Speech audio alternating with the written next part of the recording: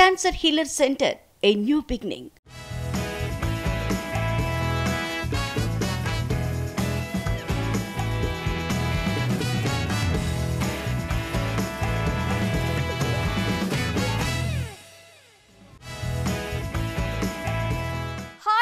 Welcome to ET exclusive. Star హీరోల previous cinema ఫలితం next movies మీద పడుతుందా? ఎందుకు పడదు గురు? సినిమా సక్సెస్ అయితే బిజినెస్ క్రేజీగా ఉంటుంది.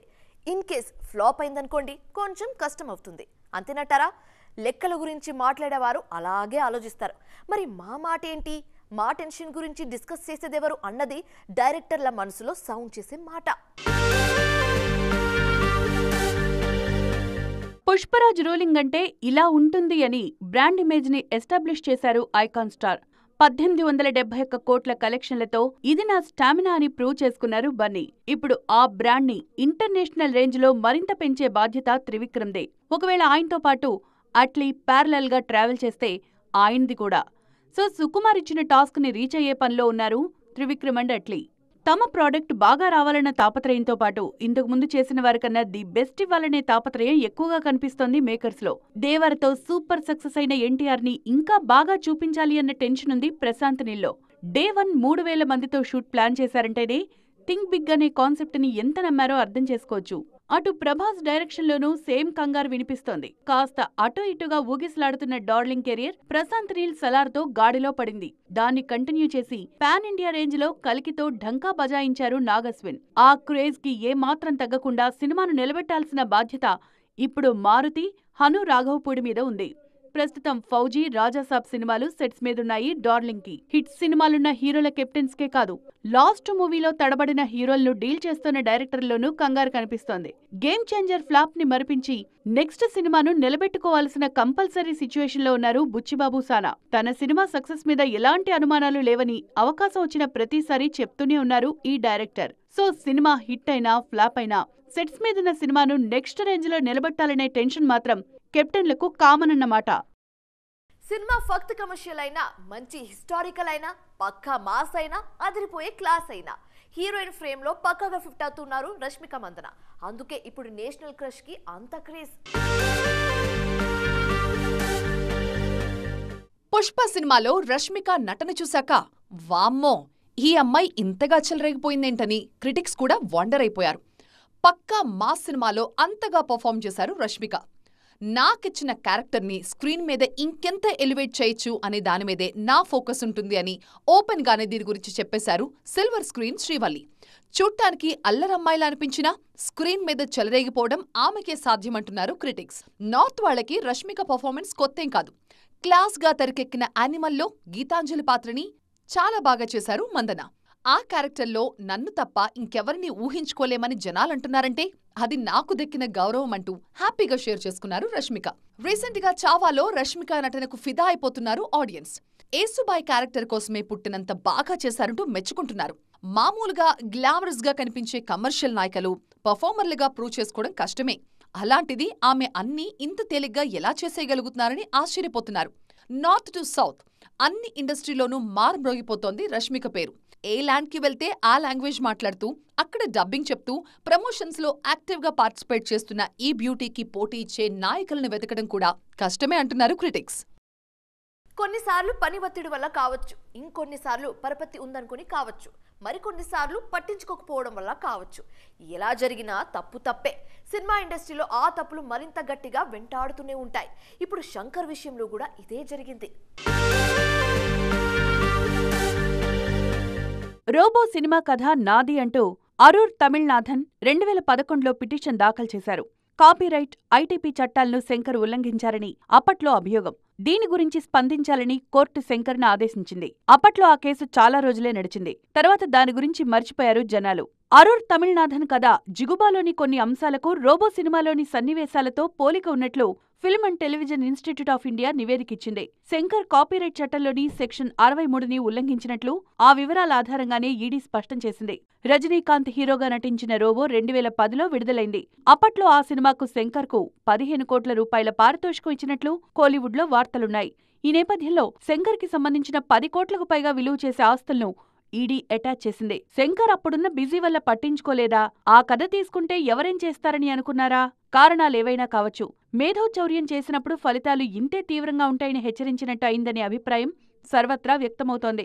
అసలే కెరియర్ సంపులో ఉన్న శంకర్ ఇప్పుడు దీన్నెలా హ్యాండిల్ చేస్తారో చూడాలంటున్నారు critics. Harihara Veeramallu second song promo చూసారా? ఎలా ఉంది? కంప్లీట్ గా ఎప్పుడెప్పుడు విందామా చూద్దామా అన్నట్టుందా? లేకుంటే కొల్లగొట్టినాదిరో సాంగ్ కి కోర మీసాల సాకికి లింక్ ఎక్కడ కుదిరిందని ఆరా తీస్తున్నట్టుందా? విషయం ఏదైనా ముందైతే ఓసారి సాంగ్ ప్రోమో చూసేద్దాం పదండి. అదే సంగతి. ఫస్ట్ సింగిల్ మాట వినాలిలో పవన్ కళ్యాణ్ గొంతు వినిపిస్తే ఇప్పుడు సెకండ్ సింగిల్లో పవర్ స్టార్ స్టైల్ కనిపించింది. పవర్ స్టార్ నిధి అగర్వాల్ మధ్య పాట వస్తుందనుకుంటే అనసూయ పూజిత పొందడ ఎంట్రీ సర్ప్రైజింగ్ గా అనిపించిందంటున్నారు నెటిజన్స్. 24న ఫుల్ సాంగ్ చూడటానికి మేం వెయిటింగ్ అంటున్నారు పవర్ సైనికులు. పవర్ స్టార్ మూవీస్ అప్డేట్స్ కోసం జనాలు వెయిట్ చేస్తున్న తీరును అర్థం చేసుకుంటున్న ప్రొడ్యూసర్గా ఏఎం రత్నంని ప్రశంసలతో ముంచెత్తుతున్నారు. ప్రోమో ఎప్పుడు కావాలి అని అడిగి మరీ ముందే ఇచ్చినందుకు థ్యాంక్స్ చెప్పేస్తున్నారు జన సైనికులు. హరిహర వీరమల్లు సినిమా డేట్ విషయంలోనూ కాంప్రమైజ్ కావద్దన్నది ఫ్యాన్స్ నుంచి అందుతున్న రిక్వెస్ట్. మూవీకున్న క్రేజ్ ని క్యాష్ చేసుకోవడానికి మేకర్స్ ఎవర్ రెడీ. అయితే పవర్ స్టార్ 4-5 రోజులు కాల్ షీట్స్ ఇచ్చేదాన్ని బట్టి హరిహర వీరమల్లికి గుమ్మడికాయ ఎప్పుడు కొడతారు అన్న విషయాన్ని అనౌన్స్ చేస్తామంటున్నారు ఏఎం రత్నం. 100 కోట్ల రూపాయలు పెట్టి సినిమాలు తీసి బాక్సాఫీస్ దగ్గర బోల్తా పట్టడం కన్నా క్యూట్ కాన్సెప్ట్స్ తో తీసిన పొరుగు సినిమాలను డబ్బింగ్ చేసుకుంటే పోద్దిగా. ఈ వారం రిలీజ్ అయిన సినిమాలలో ఆ 2 డబ్బింగ్ మూవీస్ కి మంచి టాక్ వస్తుంది. ఈ రెస్పాన్స్ చూసిన వారు రీసెంట్ హిట్స్ ని కూడా కలిపి గుర్తు చేసుకుంటున్నారు.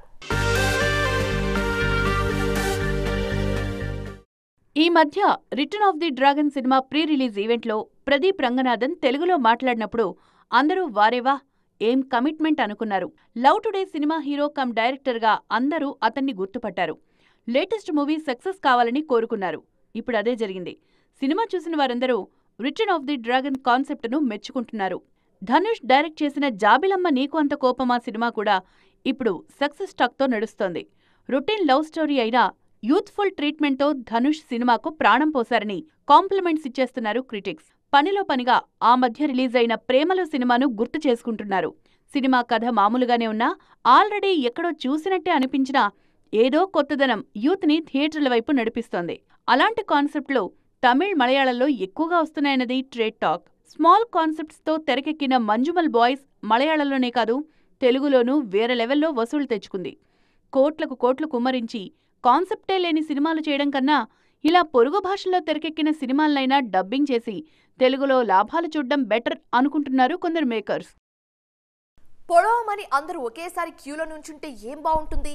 ఎన్ని సీజన్లున్నాయి, ఎంత ఛాన్స్ ఉందని ఆలోచించాలి కదా.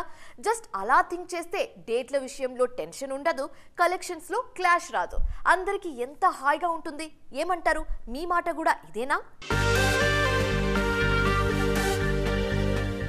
అలా క్యాలెండర్ ఇయర్ స్టార్ట్ అవుతుందో లేదో వెంటనే అందరూ సంక్రాంతికి వస్తున్నామహో అని అనౌన్స్ చేసేస్తారు.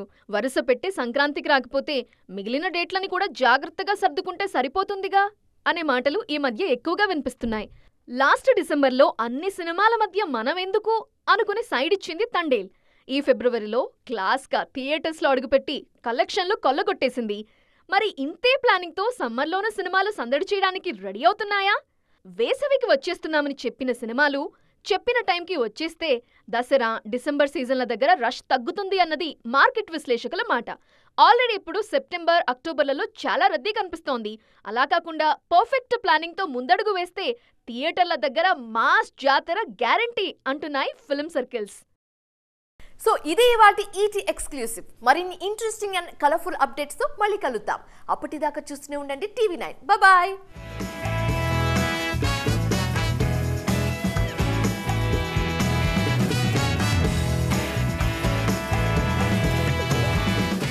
Cancer Healer Center, a new beginning.